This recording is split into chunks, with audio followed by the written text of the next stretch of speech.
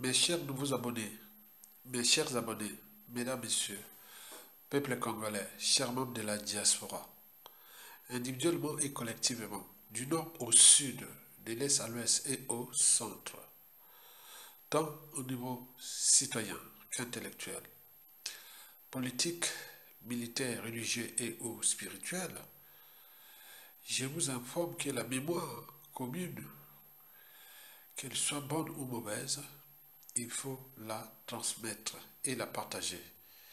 Et pourquoi? C'est pour éviter la récurrence des mêmes erreurs, des mêmes drames et des mêmes tragédies. Le négationnisme, la guerre des mémoires, la repentance et l'oubli. Vous le savez que le futur, c'est tout justement le passé et le présent qu'on ignore.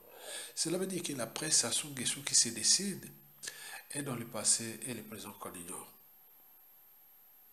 Pour info, des sources embarquées auprès du dictateur Denis Sassou Nguesso au crépuscule nous informent que celui-ci ne serait pas, ni de près, ni de loin, impliqué dans l'empoisonnement du ministre Pierre Mabiala.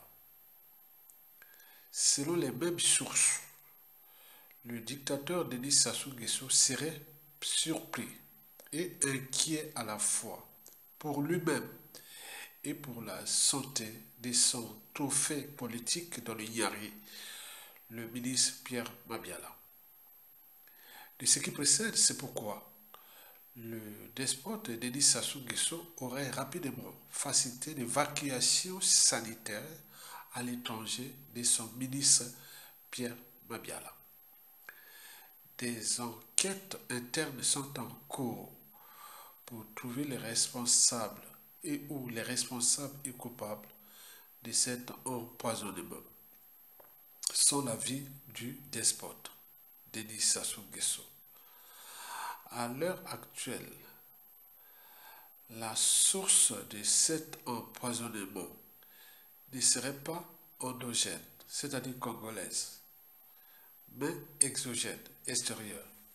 Alors, le ministre Pierre Mabiala, empoisonné et en danger de mort, qui l'a empoisonné? À qui profite le crime? Et voici quelques éclairages relatifs au profil de la victime, le ministre Pierre Mabiala. Explication.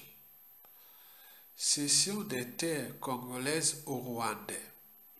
Des agents travaillant pour les intérêts rwandais auprès du despote Denis Sassou Nguesso auraient empoisonné le ministre Pierre Mabiala.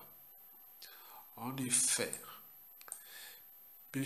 Pierre Mabiala, le ministre des Affaires foncières et grand chantre du changement de la Constitution en 2015, a disparu depuis que l'indignation et la contestation a pris de l'ampleur concernant la cession des terres congolaises au Rwanda. Il est actuellement introuvable. Depuis 2021, les Rwandais réclament les titres fonciers des terres qui leur ont été cédées. Mais le ministre Pierre Mabiala, dans un esprit de lucidité, traîne à délivrer ses actes.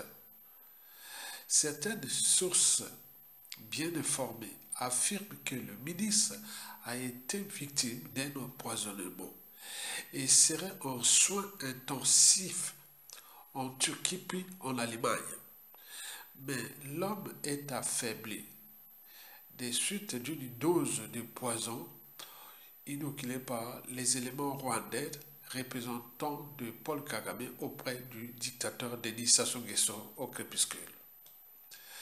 Cette affaire de cession des terres au Rwandais est devenue comme une épée Damoclès sur la tête du ministre Pierre Mabiala et enfonce jour après jour notre pays dans une voie sans issue. Selon les sources fiables, la santé du ministre serait problématique. Par ailleurs, seul un coup d'État militaire salutaire ou une insurrection populaire révolte pourrait barrer la route à cette hémorragie du territoire congolais et mettre hors d'état de nuire tous les fossoyeurs de la République ayant orchestré cette situation déplorable. Enfin, quant au mode opératoire d'inoculation du poison ou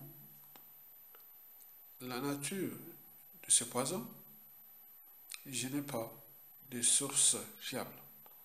Je vous répète, ou je répète, en ce qui concerne le mode opératoire et la nature de ce poison, je n'ai pas de source fiable, ni d'éléments médicaux, biologiques. Affaire à suivre. Donc tu arrêtes avec ton cinéma, tu adores le pouvoir, tu as fait le choix de rester là parce que tu te prends pour un homme puissant, et comme tu as affaire à un peuple atone, jouis de ton pouvoir jusqu'au jour où le bon Dieu peut-être décidera de ton sort. Mais tu arrêtes de nous embrouiller, t'as compris? Laisse-nous vivre en paix, laisse-nous vivre tranquille avec notre misère, ne viens pas en rajouter. Déjà on n'a pas d'électricité. Déjà, il y a des problèmes d'eau, il y a des problèmes de nutrition, il y a des problèmes de santé. Alors ton folklore, là, on en a assez. Ça fait 40 ans que ça dure. Contente-toi de gérer ta petite Antoinette. Hein, et puis ta petite fortune. De temps en temps, on va fleurir la tombe de ta fille. Et peut-être celle de ta mère. Et tu ne parles jamais souvent de celle de ton père. Ben alors, donc, bon, on ne va pas rentrer dans vos histoires de famille. Mais tu nous laisses tranquille.